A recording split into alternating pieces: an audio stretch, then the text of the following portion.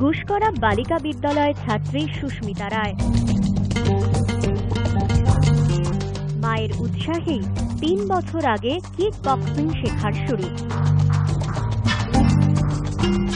রাজ্য স্তরে অনেক কম্পিটিশনে যোগ দিয়েছে সুস্মিতা, জিতেছে পুরস্কারও। এখনো প্রতিদিন নিয়ম করে ৩ ঘন্টা প্র্যাকটিস করে সুস্মিতা। মা প্রায়ই আসেন ট্রেনিং দেখতে। কিক বক্সিং সুস্মিতার কনফিডেন্স লেভেল আগের থেকে অনেকটাই বাড়িয়ে দিয়েছে। প্রতিকূল পরিস্থিতিতেও এখন আর সহজে ভেঙে পড়ে না সুস্মিতা।